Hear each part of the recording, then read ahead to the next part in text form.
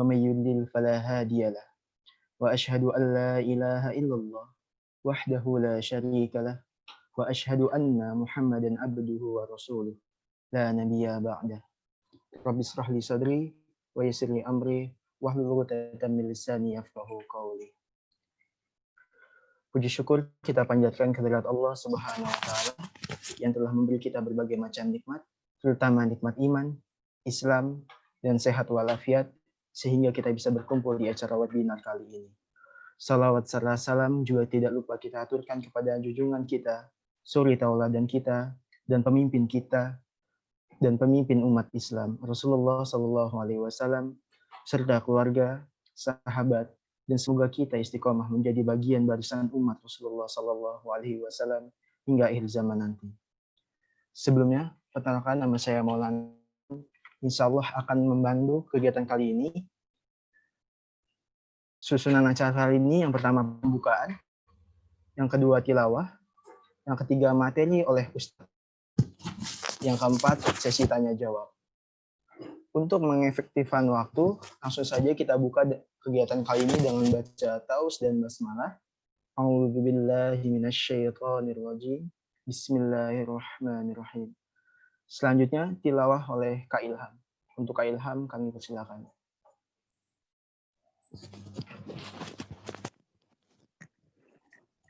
Assalamualaikum warahmatullahi wabarakatuh. Waalaikumsalam warahmatullahi wabarakatuh. A'udzu billahi minasy syaithanir rajim. Bismillahirrahmanirrahim. Ya ayyuhan nasu اتقوا ربكم الذي خلقكم من نفس واحدة وخلق منها زوجها وبث منهما رجالا كثيرا ونساء واتقوا الله الذي تساءلون به والأرحام إن الله كان عليكم رقيبا وآتوا اليتامى أموالهم ولا تتبدلوا الخبيث بالطيب ولا تأكلوا أموالهم إلى أموالكم إنه كان حوبا كبيرا وإن خفتم ألا تقسطوا في اليتامى فانكحوا ما طاب لكم من النساء مثنى وثلاث ورباع فإن خفتم ألا تعدلوا فواحدة أو ما ملكت أيمانكم ذلك أدنى ألا تعولوا وآتوا النساء صدقاتهن نحلة فإن طبن لكم عن شيء منه نفسا فكلوه هنيئا مريئا ولا تؤتوا السفهاء أموالكم التي جعل الله لكم قياما وارزقوهم التي جعل الله لكم قياما وارزقوهم فيها واكسوهم وقولوا لهم قولا معروفا صدق الله العظيم. Assalamualaikum warahmatullahi wabarakatuh. Waalaikumsalam warahmatullahi wabarakatuh. Jazakallah khair kepada Kak Ilham. Semoga pembaca dan pendengar mendapatkan balasan pahala yang berlimpah dari Allah Subhanahu wa taala. Acara selanjutnya yaitu materi dari Ustadz Bendri. Sebelumnya Ane ingin menjelaskan sedikit profil dari Ustadz Bendri ini. Namanya Bendri Jaisur Rahman. Lahirnya di Jakarta 1981, domisilinya di Cipayung, Jakarta Timur. Statusnya sudah menikah, 1 istri dan 5 orang anak. Pendidikannya Mahat Al-Hikmah Jakarta, FISIP UI, Mahat Utsman bin Affan Jakarta, dan aktivitas saat ini penggiat keayahan dan praktisi parenting Islami, pendiri dan pembina Yayasan Langkah Kita, konselor keluarga dan pernikahan, dan penulis buku Fatherman. Oke, untuk mempersingkat waktu, langsung saja kepada Ustadz Bendri, waktu dan tempat kami persilakan. Baik, bentar. Beberapa yang langsung.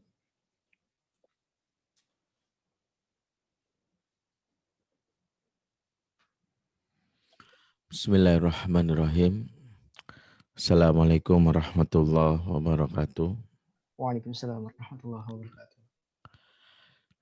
Innal hamdalillah nahmaduhu wa nasta'inuhu wa nastaghfiruh wa na'udzubillahi min syururi anfusina wa sayyiati a'malina. Man yahdihillahu fala mudhillalah wa may yudlil fala hadiyalah.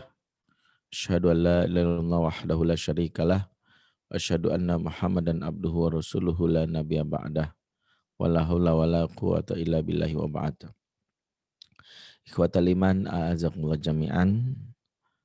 Teman-teman semua, saudara-saudariku ikhwan wa akhwat fillah yang tergabung dalam Yayasan Satu Qalbu yang kita dipertemukan di dalam majelis online ini karena Allah Subhanahu wa taala. Alhamdulillah di pagi hari ini di akhir pekan kita bisa bersua via online dan ini silaturahim yang mudah-mudahan kita dipertemukan bukan hanya di dunia maya termasuk di dunia nyata, tapi yang utama kita bersua nanti insya Allah bersama di surganya Allah Subhanahu wa taala.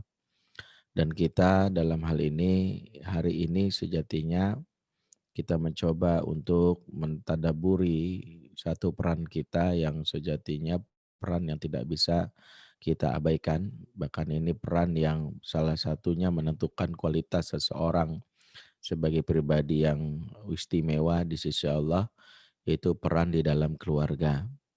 Di mana pernikahan sejatinya yang menjadi satu jembatan kita meraih keutamaan-keutamaan di dalam kehidupan, sejatinya adalah posisi yang memiliki keistimewaan di dalam Islam. Bagi seorang laki-laki, pernikahan itu adalah upaya mengupgrade kualitas dirinya menjadi lelaki yang terbaik. Dan kita sudah sama paham tentang hal ini. Bagaimana Rasulullah SAW mengatakan khairukum li ahlihi wa ana khairukum li ahli. Sebaik-baik kamu yang paling baik sama keluargamu. Dan saya kata Rasul paling baik sama keluarga saya.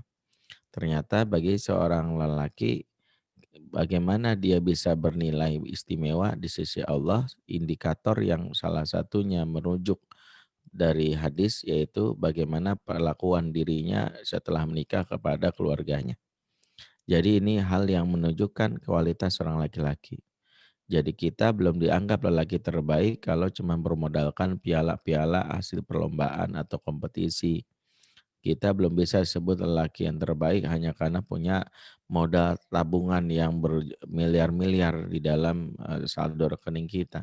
Kita belum sebagai lelaki yang terbaik kalau hanya sekedar merasa punya jabatan penting di perusahaan. Ternyata kebaikan kita salah satu patokan yang diukur oleh Islam adalah perlakuan terhadap keluarga. Inilah hal yang kadang-kadang kita sepelekan. Berlomba-lomba bagi seorang laki-laki meraih yang namanya eksistensi diri, diakui ya, bangga banget disebut the best man of the year misalnya, tapi lupa perlakuan terhadap keluarga, tidak memberikan hal yang menunjukkan tersebut. Betapa banyak mungkin istri kita membuat pengakuan yang terpaksa. Ya suami ibu gimana? Baik sih, baik banget gitu. Jadi bahasa tubuhnya aja menunjukkan betapa nggak ada kebahagiaan gitu. Jadi bahasa tubuh yang ditahan-tahan gitu. Makanya kalau kita mau evaluasi, perbaikan pertama itu di dalam keluarga. Jadi kalau perusahaan itu sekarang menerima karyawan baru, kadang membutuhkan CV sekaligus surat keterangan kelakuan baik. Kayaknya udah nggak zaman butuh SKKB atau SKCK dari polisi itu. Karena polisi ketika menerbitkan surat keterangan kelakuan baik lewat surat keterangan catatan kepolisian, mungkin polisi hanya membuat sebuah data berdasarkan dia sebut orang baik karena nggak pernah ketahuan atau dalam hal ini nggak ada catatan pernah bertindak kriminal, yaitu catatan polisinya begitu. Tapi polisi kan nggak tahu kalau dia pelit banget sama istrinya gitu. Polisi pun nggak tahu gitu kalau istrinya dikasih nafkah nih 50.000 buat setahun, sama istrinya beliin kalender gitu ya, kan cukup tuh buat setahun ya 50.000. Ya sementara suaminya dengan lenggang kangkung beli sepeda Brompton gitu ya, dengan enaknya dia bisa bergaya mewah, istri dibiarkan. Jadi kalau mau disebut, lelaki terbaik mah kalau saya ya antum mungkin di antara ini yang ada jadi HRD, bikin terobosan lah gitu. Kalau ada karyawan baru mau kerja gitu ya, misalnya, "Mana surat keterangan kelakuan baik?" Gitu. "Ini Pak dari polisi." "Oh nggak usah deh, udah nikah belum?" "Udah." Ya. "Tolong istrinya buat kesaksian aja," gitu. Nama Maimunah ya, umur 21 tahun, dengan ini bersaksi, satu suami saya nggak pernah pelit sama saya. 2 nggak pernah telat telat transfer gajinya ke saya. 3 kalau marah nggak pernah ngancem mau poligami, kan gitu ya. 4 ya, kalau di rumah di masa pandemi selalu membantu urusan rumah termasuk mengasuh anak. 5, 6, 7 tanda tangan sah itu. Itu orang baik itu. Jadi orang baik itu ukurannya seperti itu. Nah ini kita berbicara tentang bagaimana memahami pernikahan itu adalah batu loncatan. Maka disebut rumah tangga karena efek dari rumah tangga itu dua. Rumah adalah mewakili perasaan nyaman, almaskan, rasa tenang di dalamnya. Tangga adalah jenjang untuk meningkatkan kualitas. Jadi jangan berburu prestasi karir di luar kalau jebol di rumah sendiri. Ya, jangan sampai kita dipuji oleh masyarakat sebagai orang hebat, dianggap tokoh masyarakat, bahkan diakui jempol banget ya. Misalnya sama teman-teman kita di istri sebagai orang yang apa bermasalah gitu. Kayak sinyalnya agak agak ini nih, agak bermasalah nih. Ya, oke, maaf ya. Eee, jadi ukurannya adalah keluarga kita. Jadi keluarga kita menjadi salah satu hal yang harus kita lihat. Bagi seorang wanita ya dalam hal ini, pernikahan juga shortcut bagaimana masuk ke surga ya. Dan hadis yang mengenai hal ini sudah sering juga kita dengar. Rasulullah SAW misalnya menyebutkan ya, salah satu amalan utama wanita, idza sholatil mar'atu khamsaha wa sammat syaraha wa hafizat farjaha wa ata'at zawjaha qila laha udkhulil jannata min ayyi abwabal jannata syi'ti. Jika seorang wanita ya sholat 5 waktu, ya berpuasa di bulan Ramadan, dia menjaga kemaluannya dan yang keempat taat sama suaminya, maka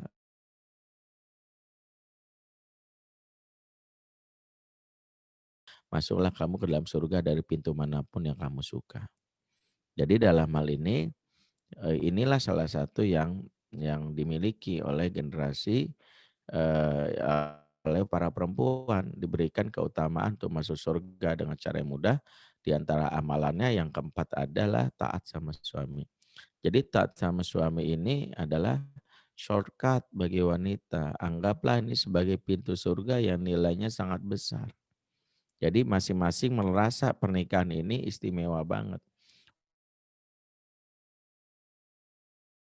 Wajah fakot nisfaddin, barang siapa yang menikah, dia sudah menyempurnakan setengah agamanya.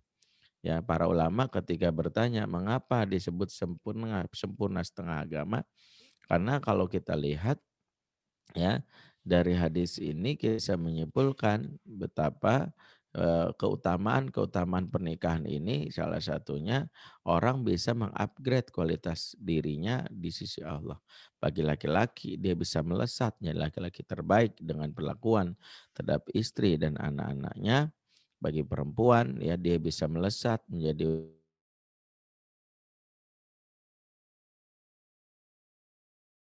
yang berada dalam posisi yang luar biasa pernikahan.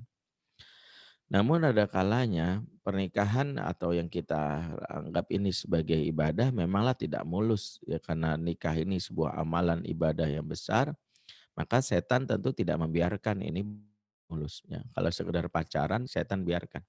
Makanya pacaran itu ya, kenapa pasangan kita nampak cantik, nampak tampan, nampak baik. Karena banyak sihir-sihir dari mata yang dilakukan oleh setan agar hubungan yang tak halal itu terus terasa nyaman. Ya, itu yang dimau oleh setan.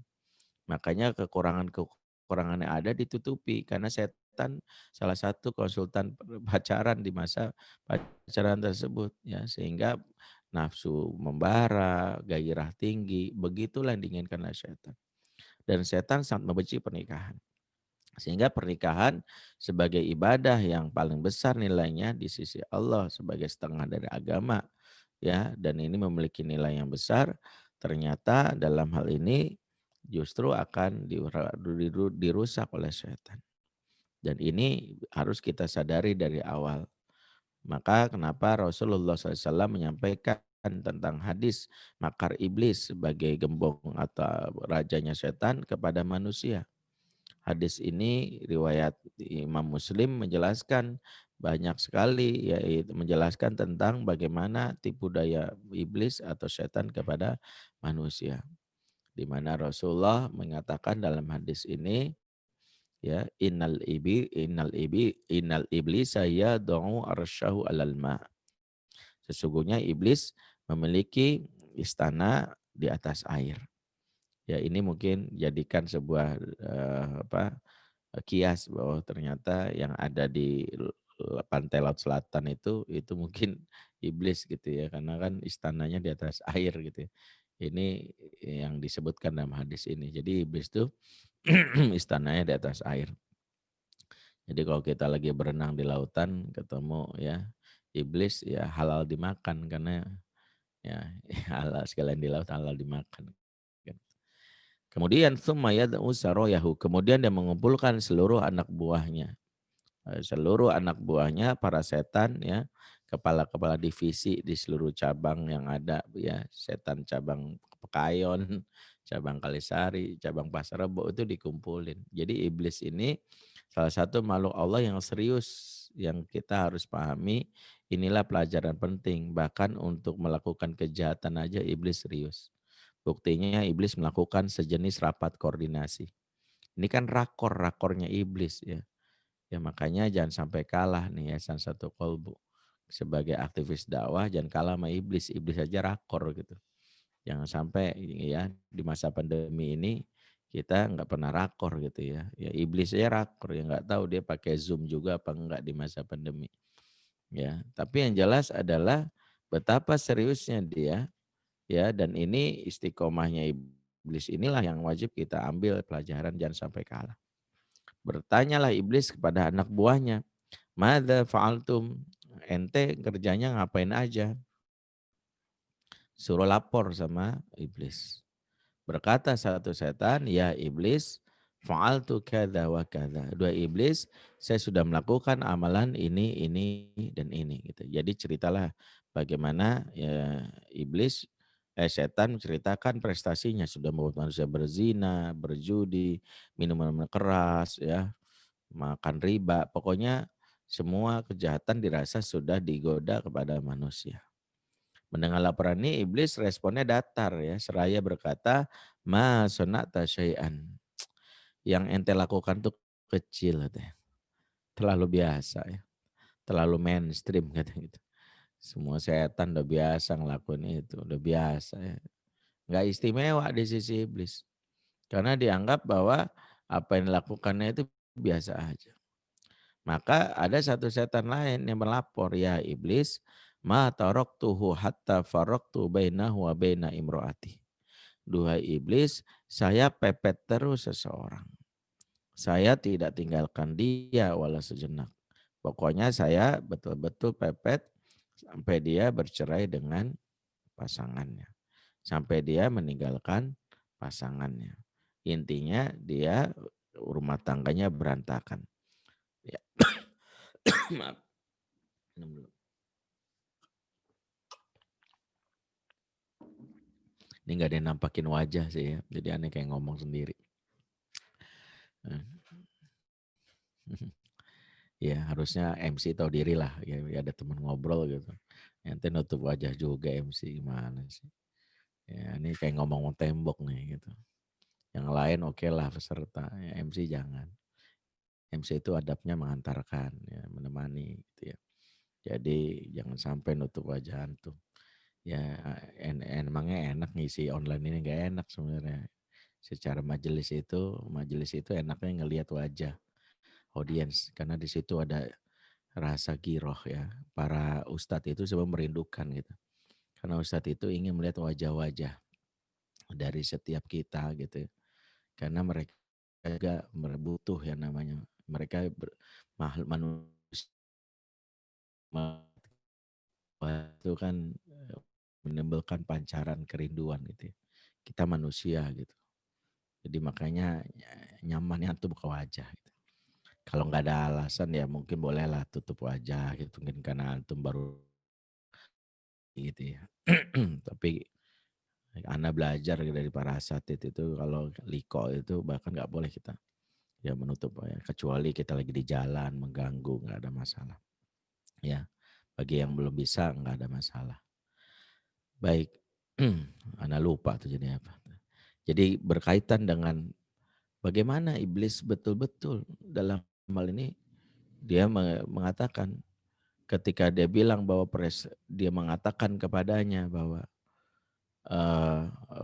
aku tidak biarkan ya kata setan sampai dia bercerai dengan pasangannya, maka iblis mendengar laporan anak buahnya ini begitu bangga, dipanggil setan tadi duduk di sampingnya seraya berkata, ya, pujian yang luar biasa, ni'ma anta. Sungguh kamu pasukanku yang paling hebat. Sungguh kamu pasukanku yang paling hebat. Inilah yang luar biasa.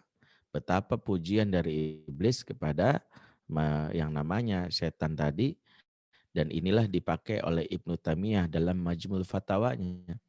Ibnu Taimiyah itu punya fatwa yang mungkin selama ini kita memandangnya remeh ya. Kata Ibnu Taimiyah dalam dalam Majmul Fatwanya, al-aslu fi tolak al-hazru innama ubiha minhu bil qadril hajah. Hukum dasar cerai haram, kata beliau. Jadi hukum dasar cerai itu haram, kata beliau. Kalaupun dibolehkan berdasarkan hajah. Ya artinya sesuatu yang sangat mendesak. Jadi enggak bermudah-mudahan. Enggak bermudah-mudahan dalam urusan cerai gitu. Karena ini menjadi sebuah pengingat ya. Bahwa cerai itu sesuatu yang sangat dibenci oleh Allah dan jangan bermudah-mudahan. Walaupun tidak masuk kategori yang dosa. Hukum dasarnya haram sebenarnya. Kenapa demikian? Karena sejatinya prestasi terbesar setan itu adalah merusak keluarga. Dari hadis sampaikan oleh Imam Muslim yang kabar Rasulullah inilah kita mendapatkan bahwa pelajaran. Jangan bermudah-mudahan dalam urusan cerai gitu. Makanya nikah itu kita belajar untuk salah satunya bagaimana supaya menjaga ikatan yang kokoh tadi.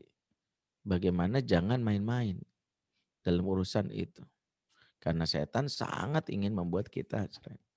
Dan inilah kenapa? Karena dari perceraian yang dilakukan oleh manusia, akan menimbulkan kerusakan yang memang menjadi targetnya setan. Jadi jangan berpikir bahwa sekadar cerai selesai gitu ya. Bukan.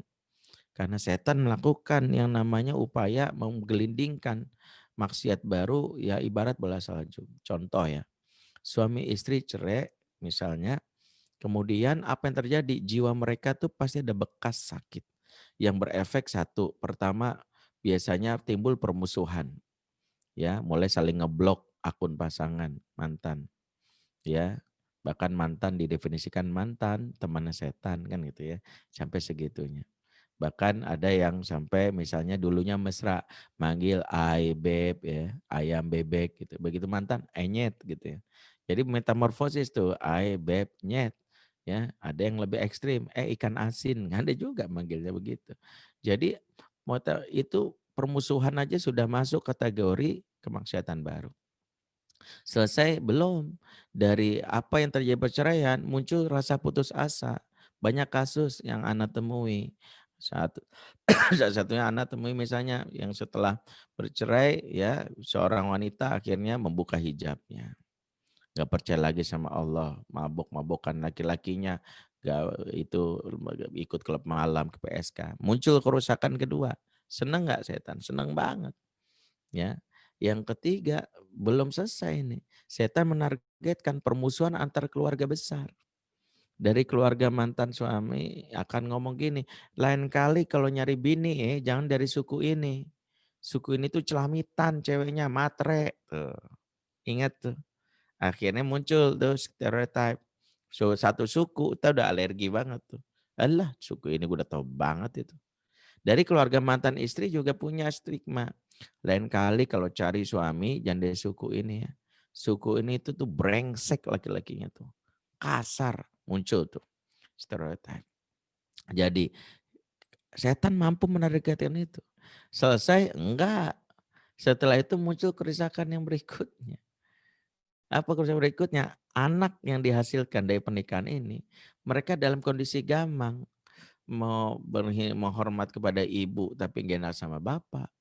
Mau ke bapak nggak enak sama ibu. Ujung-ujungnya mereka dididik oleh jalanan. Alhamdulillah kalau ada orang-orang baik yang menangkap dalam tanda kutip ya. Dai-dai jalanan tuh alhamdulillah ada. Makanya ini jadi sebuah pelajaran penting. Bahwa kita harus punya jaring pengaman untuk anak-anak bermasalah itu. Yang nggak punya rumah ya. Makanya dai nggak boleh main di masjid doang. Dai kalau main di masjid ya alhamdulillah tuh dapat. Tapi dai itu harus nongkrong, main warung kopi. Kenapa kafe-kafe itu bisa kita jadikan? Kenapa? Karena di sana banyak anak-anak yang nggak nyaman berada di rumah dan sayangnya kafe itu wilayah dikuasai oleh pengedar narkoba dan predator seksual. Mereka nongkrong di sana, mereka tahu targetnya. Nah, itulah mengapa dulu Ana ingat banget ketika belajar dari beberapa guru, salah satu training yang Ana lalui selama setahun dulu nongkrong di 7-Eleven di Pancoran dulu. Selama setahun tuh. Dulu gabung klub sepeda namanya Sepeda Fiksi tahun 2011. Ya, nama klubnya Fiksi-Fiksi. Jadi gini-gini Ana tahulah tentang gabung ke belajar dulu shuffling ya. Goyang-goyang dikit mah bisa liquid ya, belajar gini nih antum tahu harus gini. Ntar gini ada namanya tating, belajar. Mungkin antum anak rohis nggak ngerti gitu kan. Tapi memang harus kenapa? Karena kita sedang dulu mainnya anak di Topaz Cafe ya, dulu mau ke Roti Bakrai di Blok M, gue sepeda sampai jam 5 pagi. Nongkrong di Hang Jebat ya. Disitulah ketemu cabe-cabean ya. Kalau cowok terong-terongan, kalau bencong terong dicabein, banyak dulu tuh. Belum lagi ada namanya jamur, jamur tuh janda di bawah umur. Wilayah Tebet di sekitarnya banyak tuh. Yang lagi ngetren namanya jagung bakar, jablay tanggung baru mekar, banyak. Jadi hal-hal ini nggak mungkin kalau kita nggak keluar dari zona nyaman kita. Dakwah itu ya kalau merujuk Himan Hasan Al-Banna berani. Tapi jangan coba-coba kalau nggak punya bekal. Antum mau berkal mau ke jalanan ikut ketemu cabai-cabean, antumnya jadi cabai beneran gitu ya, kepedesan. Ya lupa nama manhaj sama dakwah niat. Akhirnya menganggap adik kakak, aku tuh anggap kamu kayak adik sendiri. Akhirnya adik sendiri itu dizinahin juga sama dai gitu ya, waliyazubillah. Jadi memang ini menjadi pelajaran ya. Tapi yang ingin Anda sampaikan adalah betapa yang namanya pengaruh perceraian itu anak-anak ini nih, anak-anak yang nggak bisa nggak nyaman di rumah, rumahnya mewah. besar, ya mungkin antar kamar naik ojek ada orang mungkin sampai di rumahnya ada Google Maps gitu ya, saking luasnya. Tapi nggak membuat dia pulang karena penghuninya ibu dan bapaknya tidak memberi rasa nyaman karena pertengkaran atau perceraian yang muncul. Nah, kesimpulannya adalah memang iblis itu punya target jangka panjang. Jangka panjangnya adalah dia sedang menyiapkan generasi rusak yang kelak mau nggak mau akan mengambil alih kepemimpinan di sebuah negeri. Kalau generasi ini dirusak dari sekarang, nanti kelak masa depan generasi inilah akan mau nggak mau menjadi pemimpin negeri ini. Maka dia mungkin pinter, tapi tidak bermoral. Maka targetnya luar biasa. Dan kalau ngelihat strategi iblis ini, sebenarnya kita ngeri gitu ya. Karena kalau berdasarkan data, iblis kayaknya sudah merajai betul di negeri ini, khususnya Indonesia. Kenapa demikian? Karena anak merasakan betul bagaimana hebatnya markar iblis ini. Contoh sederhana deh. Tahun 2009 yang bercerai itu 250.000 pasangan. Tahun 2009 ya. Tahun 2019, 10 tahun tuh, itu yang bercerai sekitar 463.500. Itu data dari Dirjen Binmas Islam Kementerian Agama. Jadi hampir 2 kali lipat dalam dekade 10 tahun. Tahun 2020 ini disinyalir meningkat. Tahun 2020 pandemi seharusnya kan jadi masa menguatkan hubungan. Malah yang terjadi akhirnya malah muncul cekcok dan sebagainya. Nah, yang menjadi masalah adalah luar biasanya adalah ya, hampir sebagian besar ya di masa pandemi ini salah satunya. Ya, pernah viral berita di mana di Bandung ya. Itu orang di pengadilan agama udah ngantri, udah kayak ngantri sembako gitu. Mau cerai aja udah antrian udah kayak antrian sembako. Kalau antum tinggal di daerah sekitar Kelapa Dua Wetan sampai PKP kan dekat PKP itu ada pengadilan agama. Coba deh antum iseng lewat pagi-pagi Senin sampai Jumat. Macet itu. Aneh salah satunya pernah ngalamin gitu. Ini heran nih orang udah kayak ngantri bioskop, parkiran nih nggak nyampe ke situ. Ya, itu sampai mikir kok iya ya. Antum coba deh sekali-kali itu udah ngelihat main ke pengadilan agama sana. Ya, ya mungkin daftar jadi calo, mau cerai cepet mah gitu ya. Lewat saya bisa gitu ya. Ya ntar saya urus deh gitu ya. Ya saya. Nah itu bisa itu antum. Lihat ya Allah. Nah itu ternyata kalau kita mau lihat data aja, ini udah ngeri, berarti iblis ini luar biasa. Nah jangan sampai antum salah satu jadi targetnya. Ya bukannya antum lah, ana lah, kita lah, jangan sampai jadi salah satu jadi targetnya. Makanya kenapa jangan berpikir setelah nikah ini udah tenang gitu. Ada yang setelah nikah, justru nikah itu mengundang setan. Kalau pacaran nggak ngundang setan, setan tuh hanya sebagai pendampingnya nggak ngundang sih. Karena bagi setan udahlah setannya dia lebih setan dari gua dia lebih buas kalau udah orang kalau pacarannya lebih buas. Ya, makanya setan sih cuman jadi supervisor doang kalau lagi orang pacaran.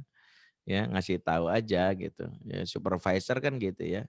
Ya cuma ngasih tahu doang, lu ciumnya kurang tuh gitu. Gitu doang aja. Namanya juga supervisor nggak banyak evaluasi. Tapi kalau udah nikah, setan wajib ada di sampingnya melakukan tadi. Ya, setan melakukan hal-hal yang membuat akhirnya ya seseorang itu masuk dalam perangkap. Ya setan tadi. Ya, termasuk ya menyadari bahwa pernikahan ini harus bubar gitu. Itulah target setan. Dan banyaklah yang kita temukan kasus-kasus seperti ini. Ya, Ana setiap hari itu nerima konsultasi WA itu 50 rata-rata. Sebulan tuh 1.500 kurang lebih. Ya, jadi kerjanya tiap malam tuh sebelum tidur ngoceh via voice note gitu di sini gitu. Dan rata-rata itu kasus yang banyak tuh kasus pasutri. Padahal Ana lagi banyak mempelajari lebih banyak sebagai praktisi parenting. Tapi ternyata nggak bisa dilepaskan bahwa masalah keluarga ini terutama dari suami istri dan itu kasus perselingkuhan yang terjadi bahkan kalangan aktivis. Makanya hati-hati terutama kalau yang hadir di sini adalah para ikhwan yang laki-laki. Fitnah pernikahan yang diuji itu justru ada di kaum laki-lakinya. Itulah mengapa pernikahan itu memakai kalimat yang disebutkan dalam Quran ayat An-Nisa ayat 21 sebagai mitsaqon ghalidha wa akhadna minkum mitsaqon ghalidha. Dan mereka istri-istri kalian mengambil dari kalian perjanjian yang kokoh. Disebut mitsaqon ghalidha. Dan uniknya kan mitsaqon ghalidha itu kalau kita telusuri dalam Al-Quran ada di 3 ayat ya. Selain pernikahan yang menceritakan tentang mitsaqon ghalidha, ternyata yang namanya mitsaqon ghalidha juga diceritakan ketika Allah mengambil perjanjian dengan para nabi.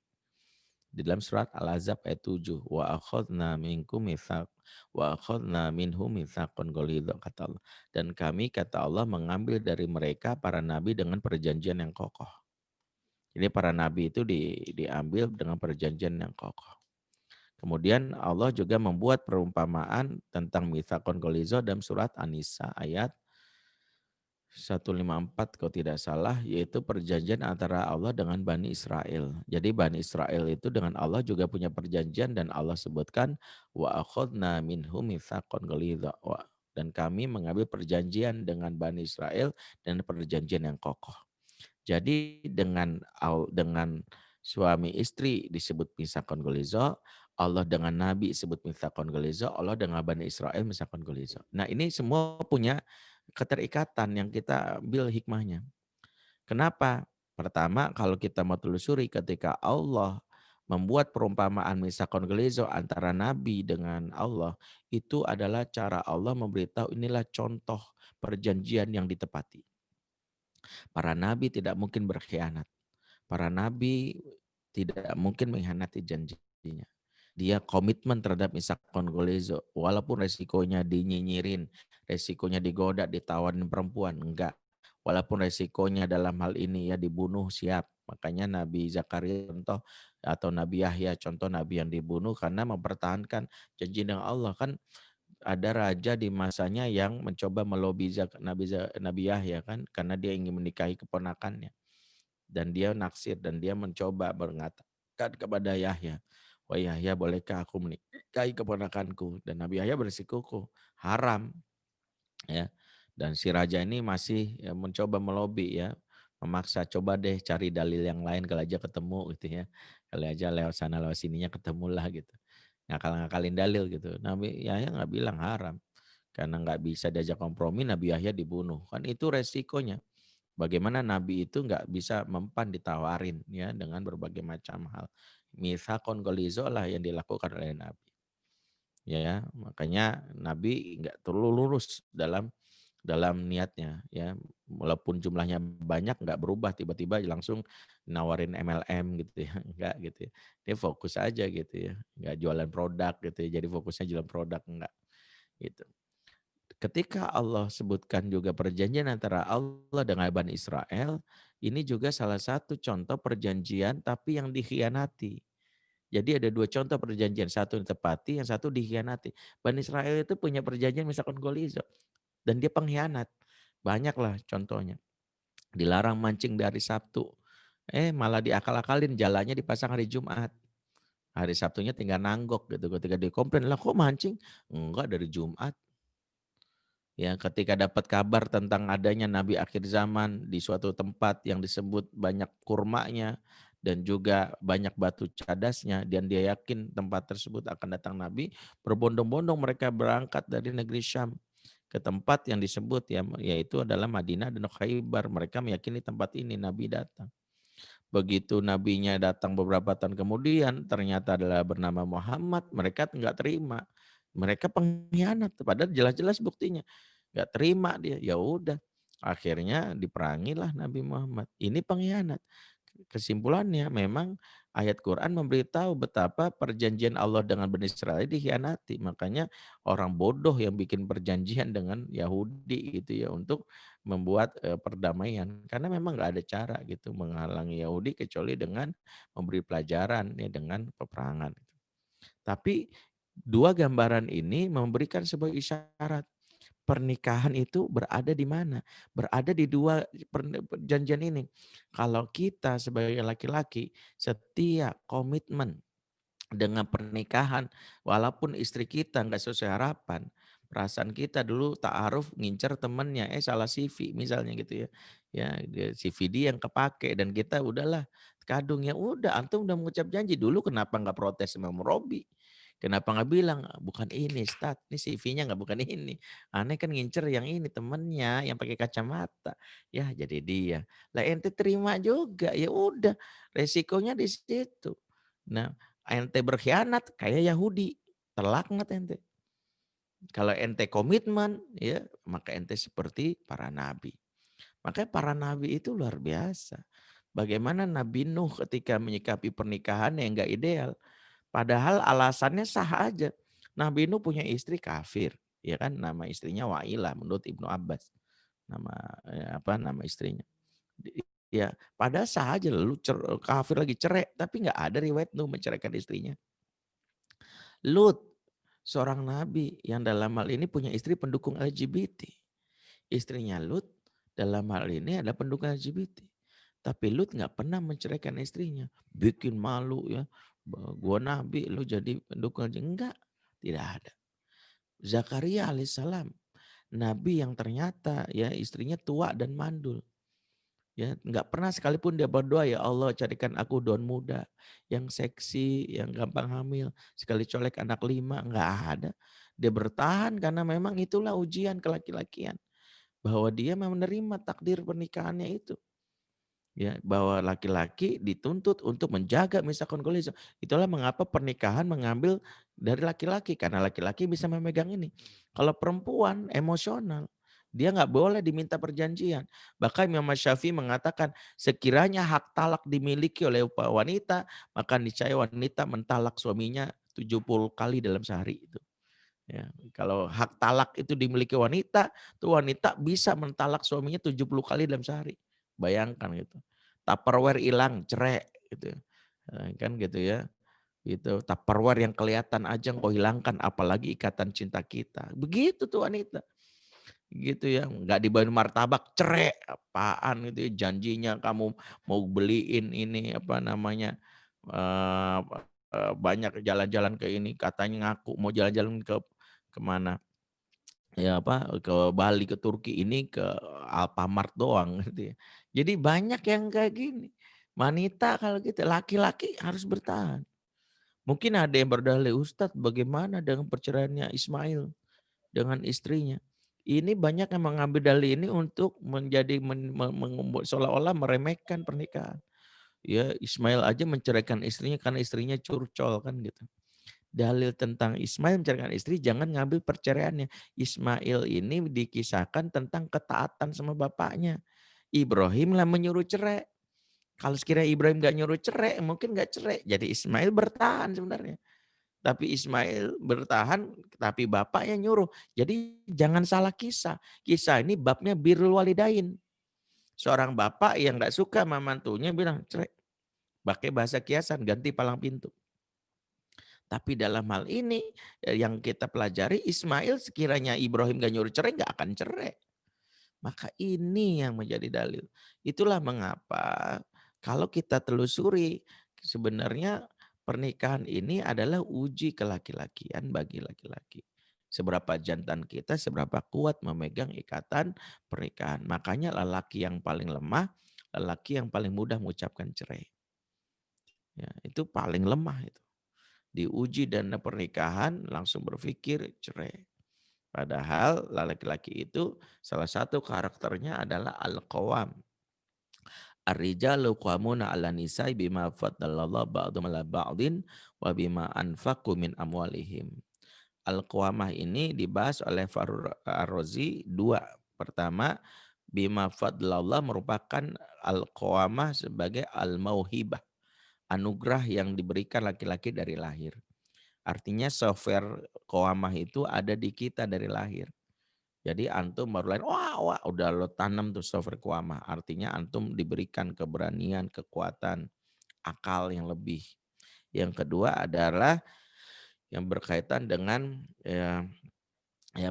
qawam itu berkaitan dengan semauhibah dan kasab, yaitu tentang bagaimana kemampuan menafkahi, yaitu upaya di masa pernikahan. Tapi yang kita akan bahas Salah satu makna qawam itu dijelaskan oleh al-mu'allif, penulis kitab tafsir Al-Manar, yaitu adalah selain sebagai qawam itu sebagai riayah, kemudian juga sebagai sosok yang melakukan penjagaan. Beliau juga menyebutkan seorang laki-laki yang sebagai qawam itu sebagai takdib, ya, sebagai pendidik. Yang paling pokok kata beliau adalah seorang laki-laki sebagai muslih, yaitu islahu haliha, sebagai upaya yang selalu memperbaiki diri. Inilah yang diajarkan bagaimana laki-laki berupaya untuk memperbaiki dirinya, memperbaiki diri dan perbaiki pasangan. Itu hakikat dari keqawaman. Maka laki-laki yang mendapatkan pasangan yang tidak sesuai harapan, maka dia diuji memperbaikinya. Itulah alasan Nuh tidak menceraikan istrinya. Lut tidak menceraikan istrinya. Dan juga Zakaria tidak menceraikan istrinya. Bahkan kalau kita baca tafsir Al-Qurtubi, salah satu alasan mengapa istri Zakaria itu tidak dikaruniai anak karena kemandulannya, wa imro'ati akhir. Sementara istriku mandul, salah satu jawabannya di Bas Qurtubi karena lisannya istrinya istrinya beliau bernama Isya binti Fakhud, yaitu lisannya tajam, bak silet gitu. Artinya kalau ngomong tuh nyelekit.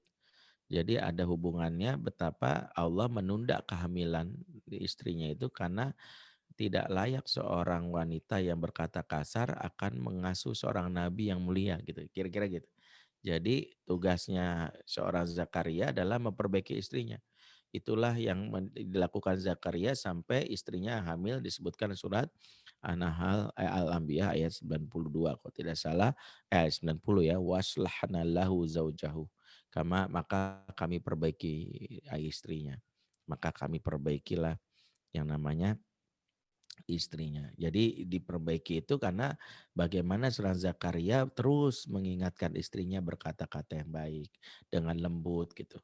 Jadi ini adalah tentang kemampuan kita memperbaiki dan itu erat kaitannya dengan karakter kita, keqawaman kita. Kalau mental kita mental flight, maka gampang banget kita meninggalkan. Dan ini yang dikhawatirkan, salah satu kekhawatiran sebagian pendidik di generasi milenial. Ya, Ana nggak tahu antum tuh generasi apa ya, milenial apa post milenial. Kalau 75 95 kan milenial. Kalau antum kelahiran 95 75 ini kayak Ana masih milenial. Tapi kalau 95 ke atas tuh post milenial. Ya, kalau antum kelahiran 95 ke atas tuh antum generasi post milenial atau generasi digital lah istilahnya. Dan generasi digital ini salah satu karakter yang terasah lewat sosial media adalah flight person. Tahu flight person? Flight person itu gini, antum punya gadget. Dan antum di gadget ini pasti menginstal sosial media. Ini kan kebutuhan pokok generasi digital ya.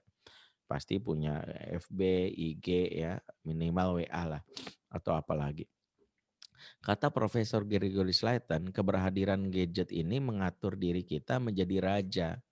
Raja di kerajaan yang kita bangun, yang sejatinya raja kita sedang belajar menentukan nasib orang lain lewat sebuah tombol, yaitu nama tombolnya blok gitu. Maksudnya gini, antum itu terlatih gitu. Misalnya di FB ada teman posting gitu ya, berita hoax yang menjelek-jelekan misalnya tentang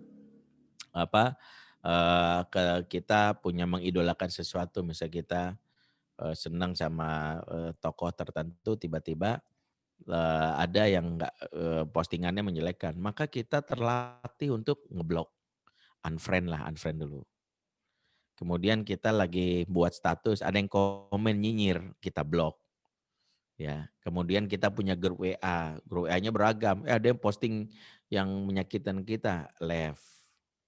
Kemudian kita follow akun tertentu, nggak suka kita, unfollow. Ini sebenarnya hak kita sih.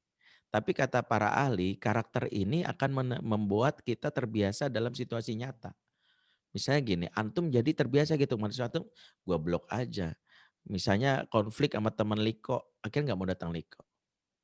Gitu, malas gitu, bukan diselesaikan. Dan ini bukan karakter seorang muslim. Meninggalkan itu, karakter muslim itu fight. Makanya generasi milenial ini salah satunya dikhawatirkan terbiasa flight, contoh ya. Misal ya, masuk sekolah baru 2 minggu minta pindah. Ada anak SD tuh cerita, "Bunda pindah, Bunda." Tapi kan Bunda udah bayar, maunya pindah. Aduh, tapi Bunda ada bagaimana sih? Gak mau ya, gurunya jenggotnya cuma 11 lembar. Kan gak nyambung, apa hubungan jenggot 11 lembar? Aku gak suka, gak ada mainan yang ada gambar Hello Kitty-nya. Dia hanya karena itu minta pindah. Oke, karakter ini ntar masuk lagi nih di dunia pekerjaan, Afwan nih. Saya punya kawan HRD yang kebetulan dia psikolog yang luar biasa menurut saya. Dia bilang gini, Ustadz, Ana kalau punya dapat karyawan baru, CV dia fresh graduate dan CV-nya tebal, Afwan Ustadz, Ana lempar ke tempat sampah. Loh kok gitu, bukannya bagus? Afwan Ustadz, CV tebal kalau fresh graduate itu bukan pengalaman kerja, itu pengalaman resign. Beda ya, bukan pengalaman kerja, pengalaman resign. 2 bulan pindah, resign. Kenapa? Apaan bosnya killer banget, gua sebel, emang gua kayak apaan? Oke. 2 bulan lagi kerja tuh, alhamdulillah resign lagi. Kenapa? Gajinya kecil banget, nggak sesuai UMP. Oke, kemudian kerja lagi, ya pindah, resign lagi. Kenapa? Temen gua nggak asik banget. Kayak apaan gitu ya gaya hidupnya. Dia lagi pindah. Ini karakter, habit. Begitulah antum ketika menghadapi pernikahan. Istri pakai pensil alis kelamaan, cerai. Apaan habis waktu gua buat lo. Pakai pensil alis aja gue masih sempat ngerjain tesis gitu ya. Ya, masih sempat umroh, gue balik umroh masih pakai pensil alis gitu ya. Kan karakter-karakter ini yang muncul. Jadi ternyata kenapa kita harus waspada terhadap sosial media? Mendingan ya udah kalau kita latih diri kita itu nyalinya di sosial media. Kalau ribut terima aja, namanya tadafu itu siapa aja. Ada orang komen nyinyir ya terima. Orang hidup tuh begitu. Di grup WA habis-habisan kita berdebat ya nyantai aja. Ya kalau kita nggak tahan ya gimana kita bisa tahan sama istri. Istri itu ujian terbesar gitu ya. Sebelum ujian di WP gitu ya. Jadi kalau antum nggak tahan dengan nyinyiran itu belum lagi nyinyiran mertua. Ntar lebih parah lagi. Nyantai aja. Makanya kalau sekarang antum aktif di sosial media dan banyak banget ribut sama orang, nyantai aja. Makanya tantangannya ada di situ. Makanya uji nyalinya itu di sosial media harusnya. Jadi karakter ini yang harus dibangun. Nah, untuk itulah mengapa ya ketika kita menyadari bahwa banyak sekali masalah yang muncul lewat pernikahan, memang itulah cara Allah untuk memberitahu bahwa romantisme yang sejati itu begitu. Yang namanya pernikahan itu adalah ya kita menggenggam tangan meskipun mungkin marah dan sebagainya, tapi untuk melangkah bersama ke surga. Kadang nggak harus kita ya memahami romantisme itu sesuai versi yang selama ini kita tonton. Ada ibu-ibu nanya ke Ana gitu, Ustadz gimana caranya biar membangun romantis sama suami? Cara pertama adalah jangan nonton drama Korea gitu. Ya. Karena kalau udah nonton drama Korea, suami yang ukti terima itu akan ukti anggap sebagai, "Alah nggak seromantis Song Joong Ki, lebih mirip Song Gokong." Nah gitu ya. Lu bandinginnya sama Song Joong Ki sama Song Gokong gitu ya. Dia nggak tahu bahwa suami yang seperti ini Allah ingin menguji bahwa romantisme yang kau bangun itu bukan di atas zikir hamdalah. Kalau niat kita adalah menikah karena ibadah, ibadah itu kan menagih 2. Jika senang disyukuri, jika susah disabari. Makanya ada orang yang zikirnya malam pertama, Alhamdulillah. Malam kedua, Masya Allah. Malam ketiga, Allahu Akbar. Malam keempat mulai, Astagfirullah. Malam kelima mulai, Innalillah. Malam keenam, La haula wa la quwata illa billah. Malam ketujuh, Astagfirullah lagi. Malam ke-8, Innalillah lagi. Perasaan hamdalahnya nggak balik-balik nih Ustaz. Malam pertama doang kita hamdalah. Sisanya itu kita lebih banyak itu nyebut haukalah sama istighfar. Ini kok bisa begini? Atau istirja gitu. Ya. Maka kalau kita telusuri, ente niat nikah apa? Ibadah. Nah itu ibadah. Ibadah itu nagih 2. Ente kadang zikir hamdalah, kadang ya istighfar, ya udah. Namanya juga ibadah. Kalau ente cari kesenangan di dunia, ya udah, ente tinggalin selesai. Tapi apa iya kita hanya begitu saja perilaku kita. Maka bagi yang sudah menikah, udah terima paket pernikahan itu. Tanamkan dalam diri, sebelum menikah kupilih engkau karena. Sebelum nikah tuh, aku milih engkau karena tunkahu nisaul arba'ah. Wanita nikahi karena 4 hal, kan gitu, karena. Tapi setelah menikah, kucintai engkau walaupun. Maka bahasa kita pindah, walaupun. Walaupun kamu bawel, ya gimana lah kamu istriku. Walaupun itu kita kuatkan, walaupun. Karena inilah yang kita lihat dari pernikahan orang-orang soleh zaman dahulu. Yang mereka memang berusaha betul menjadikan bagaimana tujuan mereka akhirat. Maka lelahnya seorang Asia itu dibayar dengan istana di surga. Betapa Asia itu memandang pernikahannya nggak ideal. Nggak ideal banget pernikahannya Asia. Bayangkan punya suami kayak Firaun gitu. Dan kita tahu Asia itu nggak pernah menggugat cerai Firaun.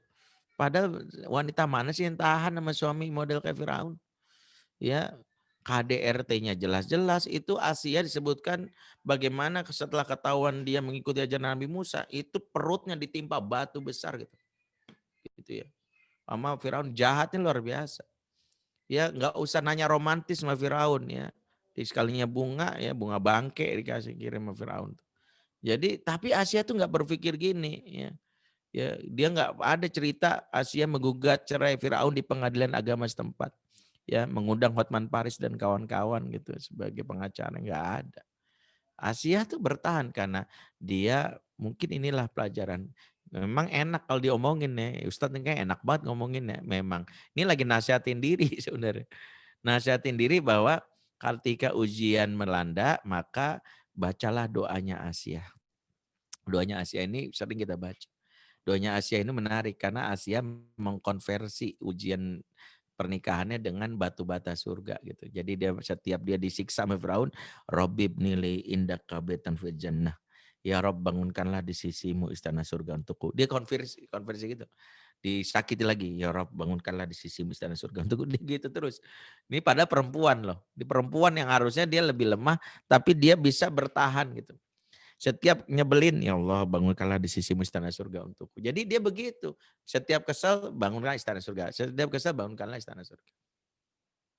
Maka kita bisa memahami tentang hal-hal seperti ini. Ya, ya mudah-mudahan jadi pelajaran buat kita. Betapa ini adalah hal yang bisa kita lakukan ketika menghadapi ujian pernikahan. Bahwa doa kita dalam hal ini bisa kita wujudkan. Ya, kita munculkan. Wallahu a'lam bishawab, mungkin bisa ada diskusi tanya jawab. Ya ternyata ada Ahwat juga ya. Aneh ngomongnya seolah-olah Ikhwan semua nih. Enggak ada Ahwat dengerin ya, Ahwat. Ya. Udah lanjut. Oke, baik Ustaz, syukran atas materinya. Jadi insya Allah ada waktu 26 menit ke depan Ustaz buat diskusi. Dan ini sudah ada beberapa pertanyaan yang Ya. ingin ditanyakan oleh beberapa peserta.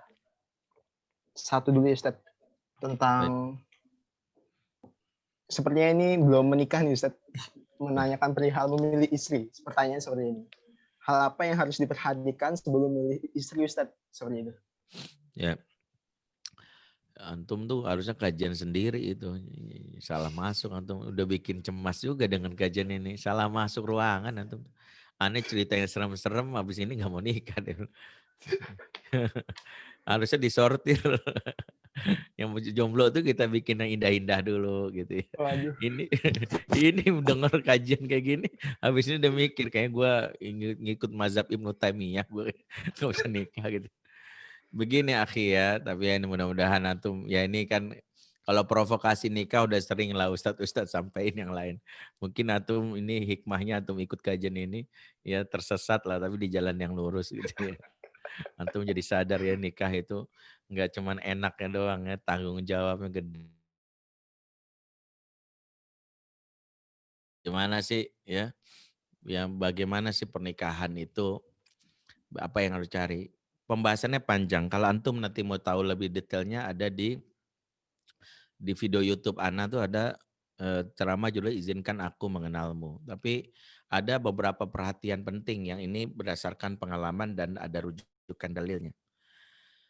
Kalau kita bahas tentang yang namanya mencari pasangan itu, ada beberapa dalil ya, tapi ada satu dalil yang ana garis bawahi. Yang dalil lain antum sudah dengar kayak tunkahun nisa uli arba'ah lima lihaul sabi uli jamal walidinya. Itu mungkin antum sudah pahami itu ya. Itu tentang pemilih agamanya, kecantikan itu paham. Nah ini nggak usah kita bahas, pembahasannya lumayan panjang. Tapi ada satu dalil yang mungkin banyak yang nggak menyadari. Ini disampaikan Rasulullah dan ini ada dalam hadis riwayat Ad-Dailami ditulis dalam kitab Mujam Kabir oleh Syekh Imam At-Tabrani. Rasulullah bersabda, perhatian penting nih buat yang mencari nikah. Termasuk kalau kita udah jadi orang tua cari calon mantu. Kata Rasulullah gini, iyakum khodro ad-diman. Jauhilah olehmu khodro ad-diman. Khodro itu maknanya adalah tumbuhan hijau, diman maknanya adalah kotoran, kubangan kotoran. Rasulullah sedang memberi filosofi. Filosofinya gini kata para ulama. Tumbuhan hijau mewakili tampilan zohir seseorang yang keren, cantik, ganteng, berprestasi di kampus, orator gitu ya. Luar biasa, pokoknya dia kalau rapat paling hebat gitu ya. Tapi kita nggak sadar kalau dia tinggal besar di lingkungan kotoran. Kotoran ini ibarat lingkungan tempat dia diasuh.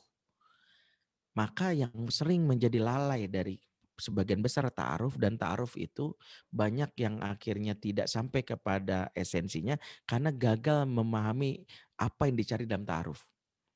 Salah satu kegagalan ta'aruf adalah terpesona dengan visi masa depan. Semua visi baik. Kalau ditanya ya, antum nih misalnya lagi ta'aruf.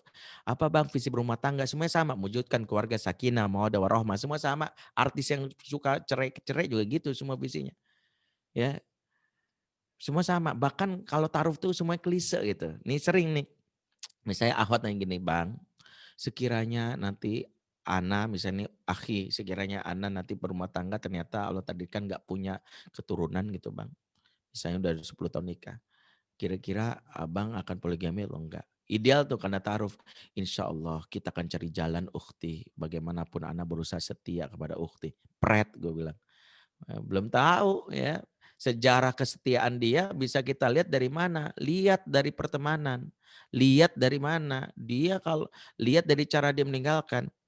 Saya bilang gitu, saya itu kadang bercanda sama istri. Saya punya handphone yang nggak pernah saya ganti-ganti dari dulu tuh. Ini layarnya udah agak-agak rusak ya, sebagainya. Nah istri itu selalu bilang, Bi ganti handphone apa? Sampai saya dibeliin satu jamaah handphone yang lebih keren lah ya. Nih, ini dari jamaah nih, Samsung Galaxy S20. Yang ini mah handphone aneh lama nggak pernah diganti. Ya pernah ganti rusak bukan beli lagi. Tapi ketika rusak ditanya sama istri, handphone kayak gini nggak bikin malu Bi? Enggak. Kamu nggak tahu filosofinya kan. Handphonenya rusak aja aku pertahankan, apalagi kamu kan gitu ya. Jadi kalau antum terbiasa baru punya handphone rusak ganti, Anda nggak percaya antum orang setia. Baru punya laptop, alah gitu. Apaan laptop kayak gini? Makanya sejarah kesetiaan itu nggak bisa lewat yang namanya visi omongan doang. Nggak ada. Di pertemanan aja baru punya temen yang miskin tiba-tiba antum tinggalin. Baru punya temen yang tiba-tiba brengsek antum tinggalin. Antum bukan teman setia namanya. Terus giliran pernikahan berani mengatakan bahwa, oh gitu, enggak percaya gitu. Makanya ada namanya filosofi bahwa ta'aruf itu jangan terpesona dengan visi misi. Bolehlah visi misi. Tapi ta'aruf itu menggali pola asuh. Maka ta'aruf itu gali. Contoh ya. Bang deket sama bapak enggak? Menurut abang, ya misalnya kalau Ahwat nanya. Menurut antum, bapak tuh gimana? Kalau dia ngomong, bapak apaan sih? Ya, menurut saya sih bapak nggak penting. Yang penting tuh ibu. Nah, setiap lelaki kalau ngomong bapak nggak penting, kelak menjadi lelaki yang nggak punya jiwa kelaki-lakian. Jiwanya feminim, kalau ada masalah fly. Karena bapak itu memberi kontribusi ketegasan, keberanian mengambil keputusan. Bapak agak sedikit logik, nggak baper, seperti itu. Termasuk tanya, kalau sama mama gimana? Mama gue sibuk dari dulu. Kayak gue. Nah lelaki kalau nggak punya figur mama, maka dalam hal ini cenderung nggak peka sama istrinya. nggak punya jiwa peka. Istri di belakang dapurnya sudah membunyikan antara piring, wajan, sama sendok beradu. Kita sok bego gitu. Luar biasa orkestra kamu. Bego banget. Itu kan sedang protes, sedang ingin bilang, gua capek nih, tangtung gitu. Karena dia nggak peka, dia nggak nangkep. Ya memang wanita itu kan makhluk kode-kodean. Makanya wanita cocoknya nikah sama anggota intelijen atau dulu pernah di pramuka lah gitu ya. Karena udah terlatih tuh nangkep kode-kodean. Ya. Kalau laki nggak pernah pramuka, nggak pernah intel, nggak pernah dekat sama ibunya, itu dia bengong aja ini maksudnya apa ya. Karena wanita itu kan banyak bahasa simbol. Di balik kata terserah itu ada rumus kalkulus yang sulit kita pecahkan itu. Ya. Tanya aja perempuan, mau makan apa? Terserah. Kan bingung gitu. Kita bawa ke mie goreng, udah kenyang. Mie goreng kemarin udah. Kata lu terserah, udah mati nih. Gitu. Bawa ke sate. Sate itu lemaknya banyak bang. Ntar bikin gemuk. Ya Allah tadi lu bilang terserah gitu ya. Ya gitu ya, bawa lagi gitu ya. Ada ikan bakar, apaan ntar kena merkuri itu kan. Pembahasa asap itu kan kalau angus gitu. Ya, dalam hati lu maunya apa? Terus maunya apa? Ya terserah. Ya terserahnya apa? Itu kalau antum ngerjain soal kalkulus 2 jam selesai. Ini enggak, ini bisa 5 jam. Makanya ahli fisika aja mengatasi wanita itu sulit. Makanya kalau buku panduan laki-laki tipis tuh Anda baca. Anda baca buku judulnya Sirilahu, kitabnya siapa yang nulis. Itu tebel. Berarti wanita itu tuh mamanya emang tebel. Nggak bisa kita bahas itu. Makanya Anda bikin kelas, sharing kelas mendidik anak laki-laki, anak wanita. Lebih tebel modul anak wanita. Nah gitu ya. Karena banyak ya itu tadi. Oke. Di sini kita belajar gitu. Nah berarti apa? Ada pola asuh. Berarti kita setiap pola asuh itu akan membentuk. Kalau misalnya nggak ada bapak, nggak ada ibu, siapa yang mengasuh dia waktu kecil? Pesantren kah? Siapa orang dekatnya? Karena semua orang dibentuk dari lingkungan. Kalau kata Ibnu Batuta itu adalah al-insan ibnu bi'atahu. Manusia itu anak dari lingkungannya. Maka lihat besar di mana gitu. Ini satu petunjuk doang. Jadi jangan terpesona dengan, wih di kampus dia luar biasa. Afwan, ini kasusnya nggak sedikit. Ada orang ikhwan di kampus luar biasa. Begitu nikah istrinya digamparin. Ya kalau udah kesel gitu. Sampai istrinya gugat cerai, sampai akhirnya bilang, kamu kan hafal Quran, hafal hadis, kok begini? Karena dia nggak tahu pola asuhnya. Ta'aruf itu harusnya nanyanya begini. Maaf nih, salah satu pertanyaan ta'aruf. Pernah sakit hati nggak sama mama? Tuh, hubungan sama mama baik apa enggak? Hubungan sama bapak baik enggak? Abang kalau marah gimana bang? Tanya, misalnya tanya gitu. Bang pernah marah enggak? Pernah gitu. Oh, terakhir kali marah kapan bang? Tadi pagi gitu. Oh, marahnya kenapa bang? Tadi diangkut, supir angkot nanya banyak-banyak, gue tabok aja. Makanya jangan nanya banyak-banyak, diem tuh kan. Oh gitu. Berarti gue nggak boleh nanya banyak-banyak kalau ta'aruf. Bikin marah kan gitu. Jadi memang gitu. Jadi ada orang-orang yang gitu.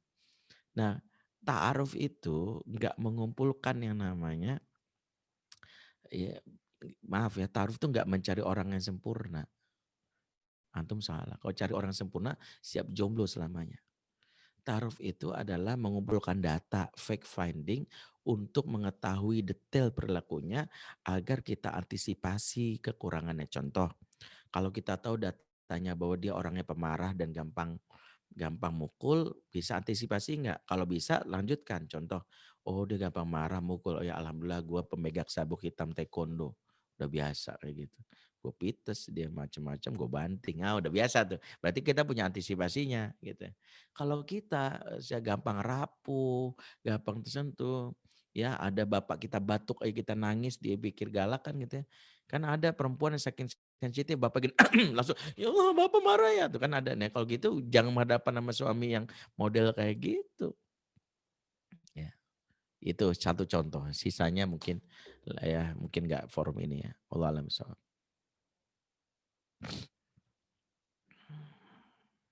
Sekian Ustaz. Pertanyaan selanjutnya Ustaz. Ustaz, bagaimana jika istri lebih keras dari suami atau suaminya yang baper Ustaz? Ya, itulah disebut hutang pengasuhan. Disebutlah hutang dan luka pengasuhan. Ada hutang, ada luka. Sebagian besar istri yang keras itu maaf nggak mengalami skin hunger. Skin hunger itu adalah orang yang dulunya nggak pernah dipeluk sama orang tuanya. Makanya wanita kalau jarang dipeluk ini, sehingga anak kasih tahu rumus dari salah satu hadis yang mungkin kalau kita tadabburi panjang nih. Ini memahami wanita ya. Khuliqat apa kata Rasulullah, istausu binisai khaira. Fa innal mar'ata khuliqat min dila. Hadis ini sahih riwayat Imam Muslim dan disampaikan di saat Haji Wada, menunjukkan perhatian Rasul kepada wanita sampai di Haji Wada disampaikanlah hadis ini. Aku wasiatkan kalian berbuat baik kepada wanita. Karena wanita diciptakan dari tulang rusuk. Nah, tulang rusuk itu punya dua filosofi kata Rasul. Kalau kamu kerasin patah. Makanya wanita itu kalau kita bentak, kita ini kan dia patah, broken. Kalau udah broken dia sulit percaya, selalu distrust, sinis, memandang kehidupan itu dengan sinis, prasangka. Ya, jadi orang yang juniper, julid, nyinyir, baper. Sebagian orang-orang juniper pasti pernah mengalami kekerasan verbal di dalam hidup dia. Makanya dia nyinyir sama orang, itu yang pertama. Dia patah dia. Tapi kalau dicuekin bengkok. Wanita kalau dicuekin tuh bengkok. Makanya wanita itu nggak boleh dikacangin. Kacang itu gurih, dikacangin perih bagi mereka. Makanya itu harus kita pelajari. Kenapa wanita suka buah apel dibandingkan anggur? Karena lebih sakit dianggurin daripada diapelin kan gitu. Nah itu harus dipahami filosofi ini. Nah salah satunya adalah kalau bengkok, wanita tuh kalau bengkok suka ngebantah. Kalau bengkok apa sih? Enggak ah gitu. Itulah bengkoknya wanita. Nah, wah istri anak tuh Ustaz, berarti dari kecil dia diabaikan belum orang tuanya. Orang tua suka mengabaikan eksistensi wanita, jadilah wanita yang bengkok. Wanita bengkok itu sulit diatur. Terus gimana cara mengembalikannya? Kata Syekh Ali Hasan Al-Halabi rahimahullah taala rahmatan wasi'an, kemarin 2 pekan yang lalu beliau wafat ya karena corona. Ya, beliau mengingatkan salah satu nasihat beliau, kalau antum pelajari filosofi tulang, tulang itu kalau bengkok, kecengklak, maka untuk meluruskannya itu harus diusap dengan lembut, dengan bagian yang hangat itu dengan kain atau air yang diusap. Begitulah perempuan, wanita yang suka bengkok karena jarang dielus. Makanya kalau istri antum suka ngebantah itu karena jarang dielus. Jadi kalau dia suka ngebantah sering elus aja. Apalagi kalau ngelusnya pakai logam mulia yang 10 gram diantam itu insya Allah cepet itu. Ya itu, antum cepet aja tuh ya, Dek ini aku elusnya. Apalagi kalau kita mijitnya itu jangan pakai koin yang cepean, dia tahu bedain mana koin cepean dari antam yang dinar, mana yang ini. Makanya antum kalau ngerok itu pakai dinar, itu cepet sembuhnya. Makanya jangan yang pakai cepean yang udah jadul itu. Ya lah bang, kata ibu, ya beli pop mie kuahnya juga kagak nih, kagak dapet. Antum pikir bisa itu. Makanya jangan yang kayak itu. Antum kalau mengerok itu ya, Dek kamu masuk angin, aku kerokin ya. Tunjukin koinnya. Koin dinar yang antum itu buat ngerokin. Nah, itu dia langsung sembuh itu, percaya deh. Habis itu antum ini, nah bang, udah bang, koinnya diambil itu. Kata dia besok gue masuk angin lagi dia lumayan. Satu masuk angin dapat dinar gitu. Intinya di situ. Perempuan itu harus sering diusap, dipeluk. Jadi istri yang keras, karena itu jarang dipeluk, jarang diusap. Makanya kalau antum punya anak wanita sering diusap. Sering dipeluk, sering diusap. Itu salah satunya, memahaminya. Itu karena hutang pengasuhan ya. Kalau bayinya kalau luka, gimana Ustadz? Kalau luka itu membasuhnya itu panjang ya, ada terapinya, tapi nggak dibahas di sini. Wallahu a'lam bishawab. Oke, Ustaz.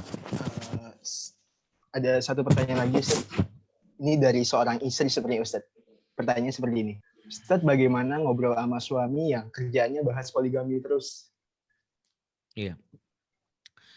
Ya pertama adalah kata Rasulullah SAW, memang ini pelajaran buat halakoh ya, liko yang harusnya kita ngomong sama Robinya. Kata Rasulullah gini, bukan Rasulullah, maaf ini perkataan Hasan Al-Basri, dijelaskan dalam kitab Hilatul Aulia. Jannibu majalisana min zikri nisa wa ta'am.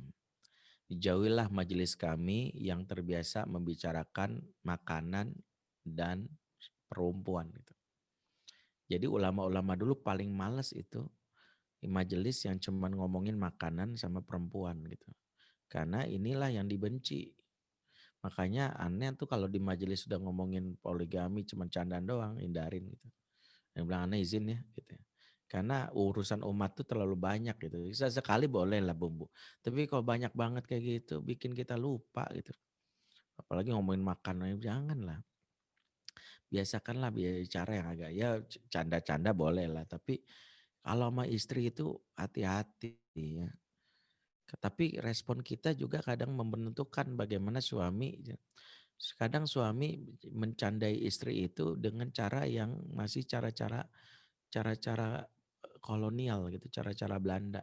Menekan untuk bikin happy kan itu cara-cara bullying ya. Kalau istri responnya seperti itu, biasanya membuat tunjukkan jangan respon apapun. Respon misalnya abang aku nggak suka, dia makin senang tuh. Karena bullying atau itu memberikan dampak kepada hormon kesenangan namanya oksitosin dan dopamin. Besok dia ngomong lagi. Apa yang lakukan kalau nggak berani untuk nantangin ya atau misalnya apa kita cukup diam aja, tunjukkan aja kita nggak suka. Ya kalau kita dia bahas poligami ya kita cukup bilang aja ya hal-hal yang mungkin kita lakukan bahwa memang pernikahan itu indah. Karena harus kita pahami, ini buat ikhwan sih. Kalau Ana menasihati diri Ana gini, menikah lagi itu sunnah. Tapi mempertahankan rumah tangga di kerusakan itu wajib. Jangan dahulukan sunnah untuk tinggalkan wajib.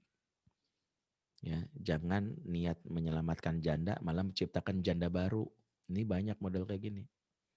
Antum niat menyelamatkan janda, istri sendiri jadi janda. Padahal kalau antum tahu resepnya masuk surga itu membahagiakan istri selesai. Dan gak usah merasa bahwa poligami itu prestasi. Prestasi itu bukan poligami, prestasi itu adalah membahagiakan istri. Makanya Quran membuat dua petunjuk dalam Quran itu. Keluarga model itu ada dua. Di dalam surat Al-Imran 33. Inna Allah astafa Adama wa Nuha wa ala Ibrahim wa ala Imran ala alamin.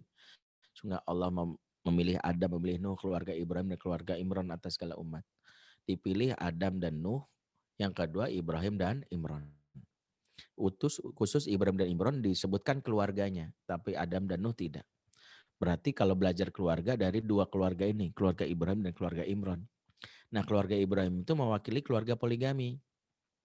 Imran monogami. Makanya Ibrahim poligami, Imran monogami. Berarti dua-duanya disebut oleh Allah sebagai keluarga terbaik. Jadi yang mau poligami monggo, jangan wacana doang. Jangan banyak pembicaraan-pembicaraan yang membuat orang lain tidak nyaman. Ya, carilah canda-candaan yang membuat istri bahagia gitu. Karena kan tugas kita itu kalau usil yang membuat bahagia gitu. Jangan usil yang menekan batin. Karena khawatirnya setan menerbitkan was-was, hati-hati. Banyak suami yang bercanda gini walaupun gak niat, tapi menyebutkan was-was oleh setan. Akhirnya tadinya dia sudah merasa percaya sama suami, jadinya sekarang gak percaya. Begitu suaminya ngomong poligami terus-terusan, istri akhirnya jadi prasangka tuh kepada suaminya. Akhirnya dicek lah WA-nya, padahal awalnya dia nggak mau ngecek. Begitu ada WA tanpa foto profil curiga, begitu lihat diawali dengan Say, itu kan siapa nih? Padahal dia lagi nyapa temannya namanya Sayuti atau Saiful kan, dia udah curiga aja. Ya, kenapa begitu? Ya salah satunya karena suami sendiri cari perkara, antum membuka setan belum. Kalau mau poligami cara elegan aja nggak usah dicandain. Banyak kok ustadz-ustadz yang nggak ngomong bercanda. Dia nggak karena bercanda sesuatu syariat juga nggak elok lah. Sekali boleh lah mungkin kita ada merangkap. Tapi kok bikin orang nggak nyaman tuh nggak usah diterusin. Nah sementara bagi istri kalau suami kayak gitu nggak usah direspon. Cukup kita cari apa yang kenapa. Kecuali dia ngomong serius. Kalau ngomong serius kita respon. Kalau canda-candaan nggak usah. Bang, aku nggak suka candaan gini yang lain. Kalau engkau mau serius, kita bawa ngomong serius. Karena candaan kayak gini termasuk candaan tidak nyaman. Seperti candaan mahasiswa lah untuk nanya kapan lulus. Kan nyesek. Seperti jomblo ditanya kapan nikah. Kan nyesek itu. Ya makanya jomblo itu ditanya kapan nikah itu kan udah kayak pertanyaan yang berat. Kayak malaikat mungkar nakir nanya man robuka. Ya kan berat banget jawabnya gitu ya. Ya berat banget nih jawabnya. Makanya nggak usah. Ya nanya-nanya kapan nikah. Ya, itu saja. Wallahu a'lam. Jazakallah khair Ustadz Dendri atas jawabannya. Karena waktunya sudah 9:30 dan sini sudah di penghujung acara. Jadi kami minta pesan penutupnya Ustadz untuk kegiatan webinar kali ini. Baik. Yang jelas adalah bagaimana kita belajar untuk memahami bahwa pernikahan bukanlah kontrak untuk memiliki anak. Pernikahanlah bukan buat kontrak untuk mendapatkan yang namanya romantisme ala-ala Korea. Pernikahan adalah kontrak untuk menjadi teman melangkah ke surga. Yang namanya teman dalam Quran kan disebutkan wa sahibati wa bani. Pasangan kita sebut sahibah, teman. Kalau kita pahami istri kita juga sebagai teman, maka teman itu ada baiknya, buruknya juga ada. Namanya juga teman. Tapi teman sejati tidak meninggalkan. Tertatih-tatih walaupun terlambat ke surga, asal bersama pasangan, itu lebih bijak dan lebih elok daripada egois meninggalkan sendirian. Karena itulah sejatinya upayakanlah bagaimana kita mengingatkan pasangan kita untuk memiliki visi yang jauh, yaitu masuk surga sekeluarga. Agar jodoh kita bukan hanya di dunia, tapi juga di akhirat. Jodoh fi dunia wal akhirah lah yang kita inginkan. Salah satunya mengingatkan bahwa kita punya visi yang sangat jauh, yaitu visi untuk masuk surga bersama-sama. Sehingga inilah yang kita harapkan. Wallahu a'lam bishawab. Jazakallah khair untuk Ustadz Dendri. Terima kasih buat seluruh peserta webinar kali ini. Mohon maaf jika ada beberapa pertanyaannya yang tidak bisa ditanyakan di webinar kali ini. Semoga dan insya Allah kita berkesempatan untuk melakukan webinar lagi. Kita tutup dengan hamdalah dan doa kafaratul majelis. Subhanakallahumma wa bihamdika asyhadu an la ilaha illa anta astaghfiruka wa atubu ilaik. Kurang lebih mohon maaf dari saya. Assalamualaikum warahmatullahi wabarakatuh. Waalaikumsalam warahmatullahi wabarakatuh.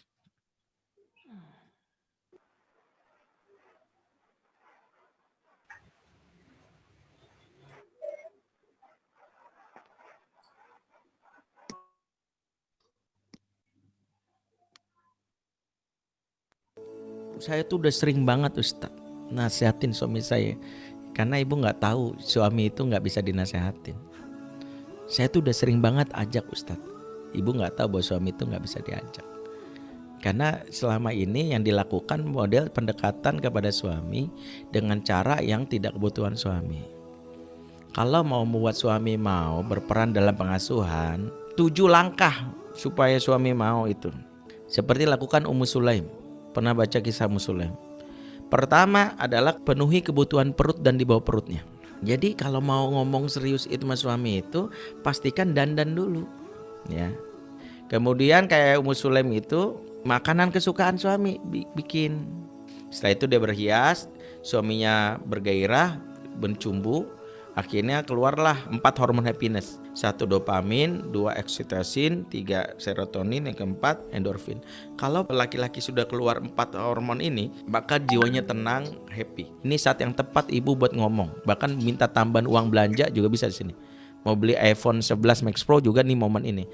Yang kedua, kalau dia sudah klimaks, maka mulailah bicara maksimal 15 kata. Lewat 15 kata tidur dia. Makanya hati-hati 15. Dari sekarang latihan. 15 kata itu apa Ustadz? 15 kata yang bicara sama suami adalah apresiasi penguatan nilai peran dia dalam keluarga. Bukan ngeritik. Mas, terima kasih ya kamu udah beliin rumah yang luas buat kita. Baru 12 tuh, boleh. Gak boleh, pokoknya maksimal 15.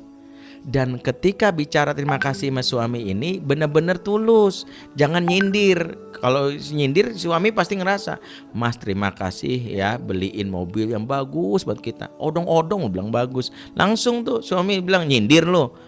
Apresiasi yang benar-benar suami ngerasa itu adalah benar prestasi dia. Mas terima kasih ya kemarin beliin martabak telur kesukaan aku. Itu dia butuh. Karena biasa jadi banyak suami itu dia itu nggak merasa dirinya dihargai. Yang ketiga adalah ketok pintu ego suami. Ya, nih suami udah denger nih, oh Kok dimatiin?